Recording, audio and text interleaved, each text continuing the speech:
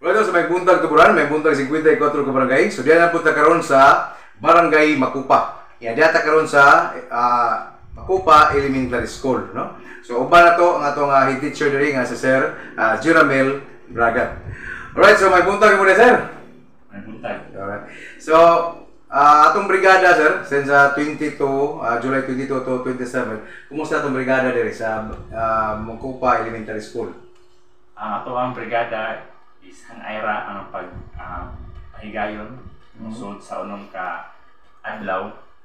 Unya natay mga volunteers, no? Kasagaran naglabi ato ang mga ginikanan diri sa Makupa. Then kaduha ato ang taga-barangay, no? Barangay council. I know. Ipangunahas to ang Talahorong kapital. Unya napo tay mga volunteers gikan sa lain nga mga government agencies sama sa ato ang mga bombero o ang ato ang BGMP.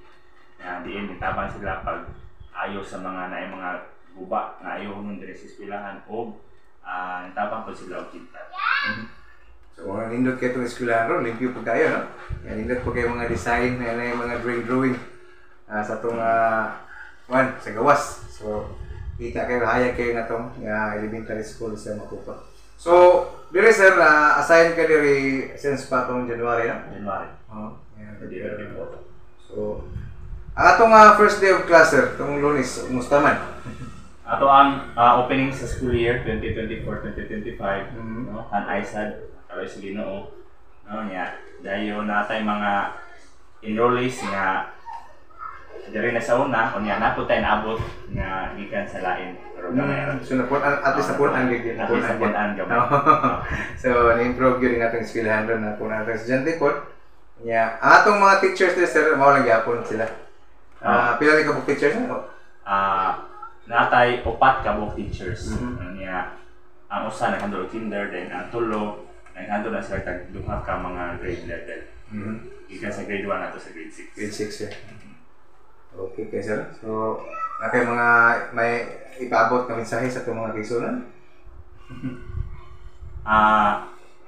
Siguro mga ipagpasalamat, no, sa suporta sa eskwelahan, no, labi na sa pagkagayon sa brigada, eskwela o sa abli sa tuwang klase.